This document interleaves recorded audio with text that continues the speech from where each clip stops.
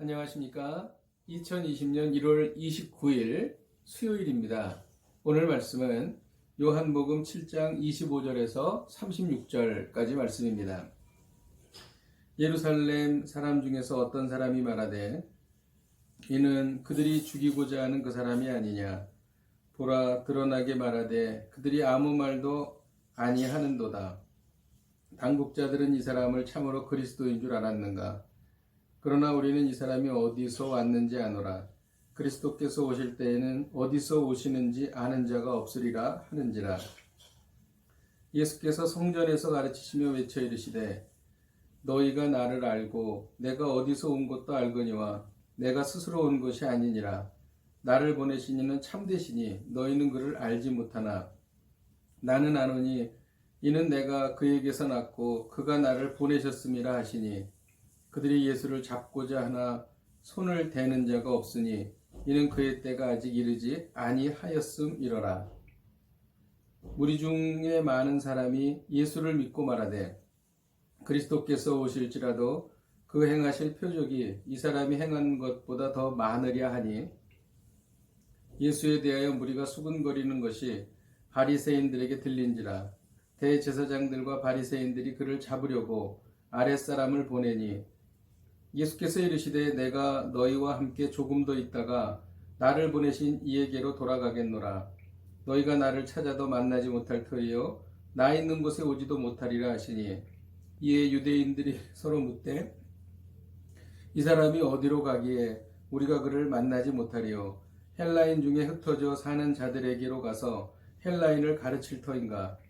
나를 찾아도 만나지 못할 터이요 나 있는 곳에 오지도 못하리라 한 이 말이 무슨 말이냐 하니라. 유대인 지도자들은 안식일에 38년 된 병자를 고치신 예수님을 죽이려고 했습니다. 그럼에도 불구하고 예수님은 많은 사람들 앞에서 드러내어 말씀하셨습니다. 사람들은 예수님을 대적하는 자들과 예수님께 신뢰를 보내는 사람이 서로 양분되어 있음을 오늘 본문에서 볼 수가 있습니다. 예루살렘 중에서 어떤 사람이 말했습니다. 이는 그들이 죽이고자 하는 그 사람이 아니냐. 유대인 지도자들 그리고 바리새인들이 예수님을 죽이려고 했기 때문입니다. 그런데 그들이 아무 말도 아니하는도다라고 26절에 기록합니다. 예수님께 적대적이었던 유대인 지도자들의 침묵을 말하고 있습니다. 사람들이 이렇게 말했습니다. 우리는 이 사람이 어디서 왔는지 안다. 그리스도, 즉 메시아는 신비스러운 존재이기 때문에 어디서 오는지 아는 자가 없다. 그러므로 예수님은 메시아가 아니다. 이렇게 말한 것이죠. 그들의 잘못된 선입견을 가지고 함부로 판단한 것입니다. 이때 예수님께서는 외쳐서 이렇게 말씀하셨습니다. 너희가 나를 알고 내가 온 것도 알거니와 내가 스스로 온 것이 아니라 나를 보내신 이는 하나님이시다. 이렇게 말씀하셨습니다. 30절에 예수님을 그들이 잡으려고 했지만 손을 대는 자가 없었습니다. 무리 중에 많은 사람들이 예수를 믿고 말했습니다.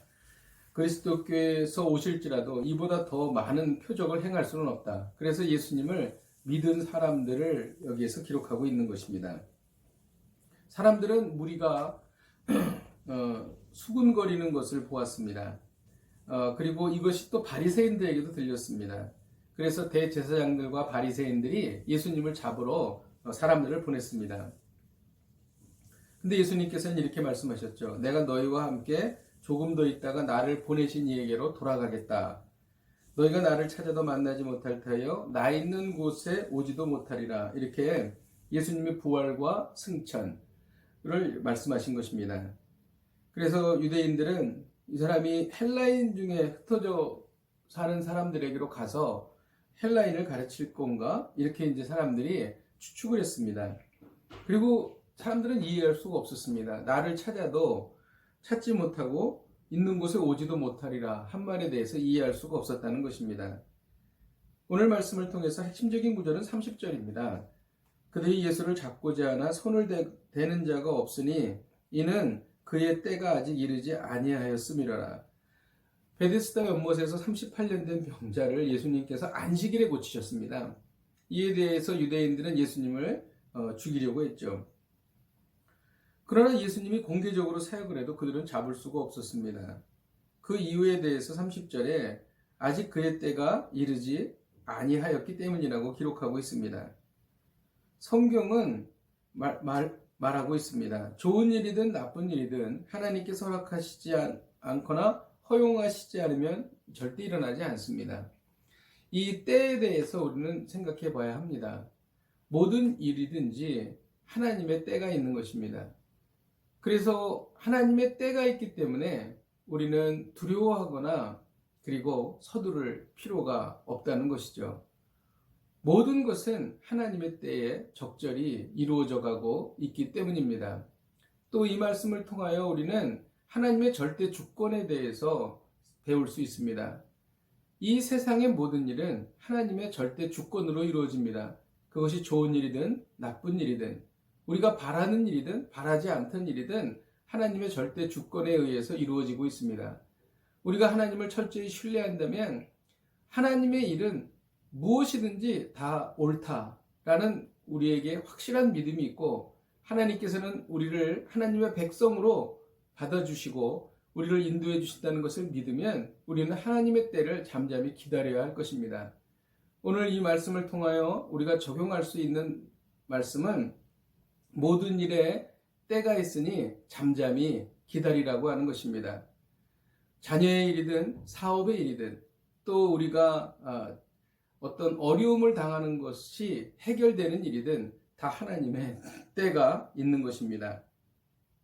하나님의 주권을 믿고 우리가 두려워하지 말아야 할 이유가 있습니다. 33절에 보면 예수께서 이르시되 내가 너희와 함께 조금 더 있다가 나를 보내신 이에게로 돌아가겠노라고 말씀하십니다. 예수님의 계획이 있으신 것입니다. 예수님은 조금 더 있다가 하나님께 돌아가신다는 계획을 말씀하셨습니다. 그리고 예수님은 가신 후에 성령을 보내셔서 제자들을 고아처럼 버려두지 않으셨습니다. 예수님의 계획을 우리가 철저히 신뢰해야 합니다. 그래서 제자들은 성령님과 함께 하면서 예수님의 구원 사역을 이루어 갔던 것이죠.